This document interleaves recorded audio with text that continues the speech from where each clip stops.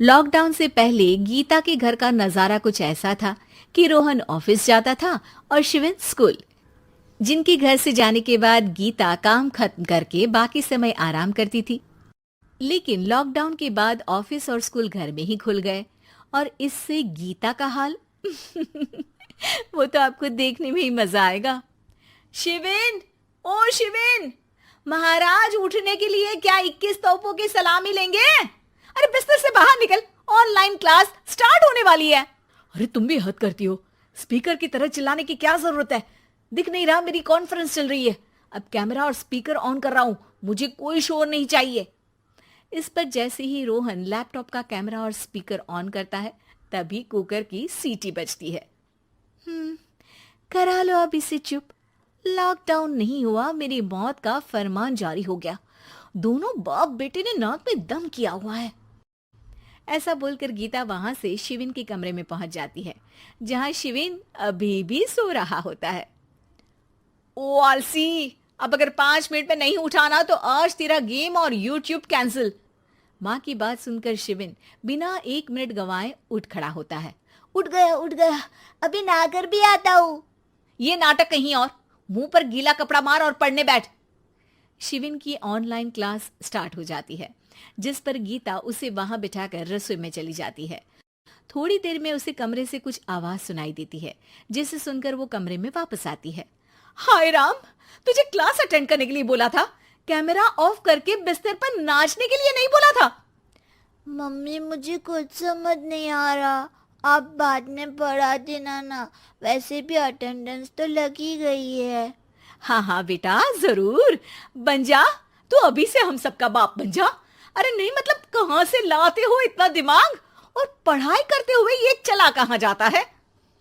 Nice question, दिमाग से पूछकर बता दूंगा। शिविन की बातों से परेशान होकर गीता उसे मारने के लिए जैसे ही आगे बढ़ती है तभी वो कमरे से बाहर भाग जाता है।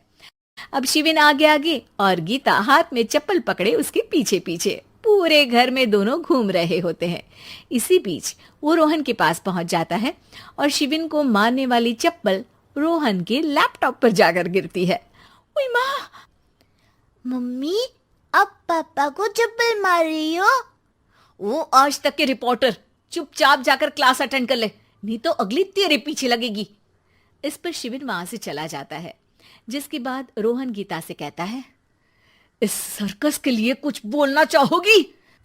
अरे क्या करूं, जब से तुम दोनों घर में रहने लगे हो, घर अपने आप ही सर्कस बन गया है और मैं तुम्हारी नौकर। कभी बेटी को संभालो तो कभी बाप के नखरे उठाओ। इन्हीं सब उथल पुथल में दिन बीतते रहते हैं, जिसमें हर रोज घर के अंदर कुछ नया सियप्पा खड़ा मिलता है, जो ज्यादातर शिविन और रोहन के ऑनलाइन स्कूल और ऑफिस से रिलेटेड ही होता है। एक सुबह, शिविन चल उठ, आज की क्लास जल्दी है। कैमरा ऑफ करके आप अटेंड कर लो। अरे ऐसे छित्तर पड़ेंगे, दादी नानी सब एक साथ याद आ जाएंगी।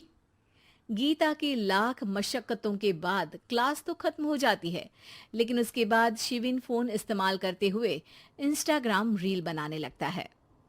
रसोड़े में कौन था? तुम थी, मैं थी, कौन था? कौन था? हाँ, मैं गरीब हूँ। अरे ओ गरीब के बेटे, आजा, मैं बनाती हूँ तुझे गरीब। मैं बताती हूँ रसोड़े में कौन था। पढ़ाई करने बोलो तो इनकी माँ मर जाती है, और ये पागलपंतियां जितनी मर्जी करा लो। गीता शिविन को डांट रही होती है, तभी रोहन बीच में बोल पड़ता है। अरे बच्चा ही तो है, इतना गुस्सा क्यों कर रही हो? बेटे का साथ देने की इसी एक कोशिश में अब शिविन के साथ साथ रोहन भी गीता के गुस्से की सूली पर चढ़ जाता है। अगर बेटे पर इतना ही प्यार आ रहा है तो इसे क्लास अटेंड क्यों नहीं कराते, इसका होमवर्क क्यों नहीं कराते? उस समय तो बहुत जल्दी मीटिंग आ जाती है, वो काम मैं करूं और यहाँ इस बेफिजुली की चीज में तरफदारी करके बन जाओ महान। हे भगवान, कोई तो इनके ऑफिस और स्कूल खुलवाओ, मैं इन्हें और घर में नहीं सह सकती। अरे कुछ और मांग लेती, क्योंकि तुम्हारी ये विश इस साल तो पूरी होने से रही, कोरोना। हाय नास पिटे ने जिंदगी ही बर्बाद कर दी। खाए कोई पचाए कोई, कल मुझे चुन चुन कर सबको मेरी बद्दुआ लगेगी। उन्होंने दुनिया का और इन बाप बेटे दोनों ने मेरा जीना मुश्किल कर दिया। गीता वहां से चली जाती है, जिसके बाद रोहन शिविन से कहता है, अरे तुम्हारी मम्मी इतनी भड़की हुई क्यों है? आपकी वजह से पूरा समय घर में रहते हो और उस पर कोई काम कराने की जगह बस ऑर्डर देते रहते हो। अच्छा बेटे, सारा इल्जाम मुझ पर? पूरा दिन तो वो तुम पर ही चिल्लाती है। हाँ, मतलब दोनों का 50-50 है, कुछ करना पड़ेगा। वो कहते ना, make the best out of worst. I have an idea. वैसे तुम्हारी माँ सही कहती है, बहुत जुबान चलाने लगे हो, कम बोला करो। अगली सुबह रोहन और शिविन अपनी गलती को सुधारने के लिए गीता के उठने से पहले घर का आधा काम खत्म कर देते हैं, जिसे देखकर गीता खुश हो जाती है और फिर बाकी बचा काम वो तीनों मिलकर पूरा कर लेते हैं। जिसके बाद अब वो सब मिल बांट कर हर काम में एक दूसरे की मदद करते हुए लॉकडाउन का मजा लेने लगते हैं।